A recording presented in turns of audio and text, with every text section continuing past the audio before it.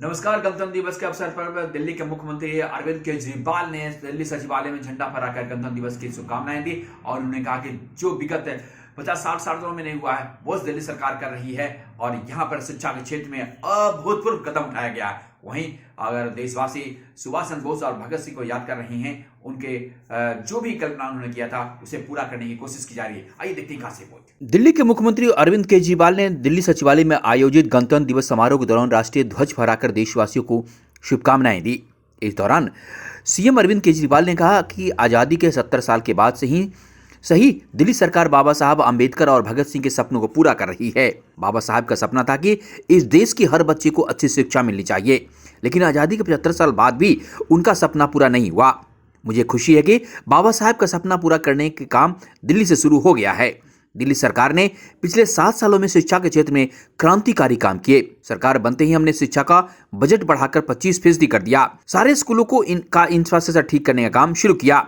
अब हम अपने स्कूलों में बच्चों को अच्छा इंसान व कट्टर देशभक्त बना रहे हैं, बिजनेस करना सिखा रहे हैं। सीएम अरविंद केजरीवाल ने ऐलान करते हुए कहा कि दिल्ली सरकार के दफ्तरों में अब किसी नेता की नहीं बल्कि बाबा साहब और भगत सिंह की तस्वीरें लगाई जाएगी और उनकी वसूलों पर हमारी दिल्ली सरकार चलेगी। अगर आज बाबा साहब अंबेडकर जिंदा होते तो हमें खूब आशीर्वाद देते, हमें गले लगा लेते। मुख्यमंत्री अरविंद केजरीवाल ने दिल्ली सचिवालय में आयोजित गणतंत्र दिवस समारोह के दौरान राष्ट्रीय ध्वज फहराकर दिल्ली समेत पूरे देशवासियों को शुभकामनाएं दी। भारत माता की जय, वंदे मातरम के जय घोष के साथ मुख्यमंत्री अरविंद केजरीवाल ने समारोह को संबोधित करते हुए कहा कि पिछले 2 सालों से केवल दिल्ली और देश ही नहीं बल्कि पूरी दुनिया कोरोना नाम की बीमारी से जूझ रही है। पिछले 2 साल से ढेर सारी गतिविधि बंद पड़ी है, बहुत सारे लोग बीमार पड़े, बहुत सारे लोगों की मौत हुई। देश में कोरोना की यह तीसरी लहर चल रही है, लेकिन दिल्ली में 5वीं लहर है और सबसे ज़्यादा कोरोना की मार दिल्ली वालों को ही ने झेली है, क्योंकि कोरोना का यह वायरस अपने देश को तो नहीं, यह बाहर से आया है। बाहर से अंतर्राष्ट्रीय फ्लाइट सबसे ज़्यादा दिल्ली में आती है, तो सबसे पहले कोरोना दिल्ली में आया। दिल्ली के लोगों ने सबसे ज़्यादा कोरोना की मार झेली, लेकिन दिल्ली निवासियों, अधिकारियों, डॉक्टरों ने बहुत अच्छे तरीके से इस कोरोना महामारी से निपटा है। दिल्ली की जनता ने जिस अनुशासन और धैर्य के साथ अपना सामना किया, यह वाकई काबिल तारीफ है। मुख्यमंत्री अरविंद केजरीवाल ने कहा कि गणतंत्र दिवस है, पवित्र दिन है। आज के दिन हमें सभी स्वतंत्रता सेनानियों को याद आती है, जिन लोगों ने देश के लिए कुर्बानियां दी। आज के दिन उन सब लोगों को हम याद करते हैं।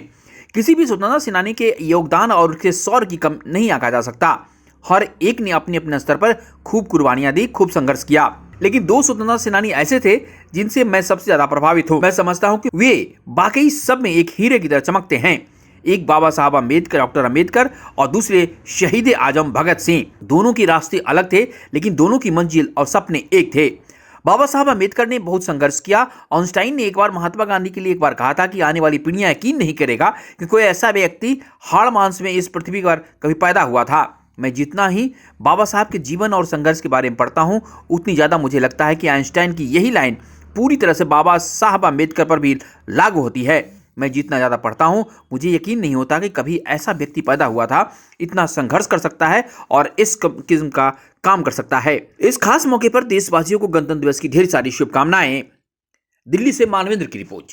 जहां तो आपने देखा जिस प्रकार से दिल्ली के मुख्यमंत्री ने कह रहे हैं, खास तौर पर उन्होंने कहा कि जिस प्रकार से दिल्ली सरकार कार्य कर रही है, निश्चित तौर पर इससे दिल्ली का काफी विकास हुआ है और अब भगत सिंह और सुभाष चंद्र के जो उन्होंने कल्पना की थी उसे भी पूरा किया जा रहा है। बने रहिए हमारे साथ, हम आपके लिए लगातार खबर लेकर आते रहेंगे। नमस्कार।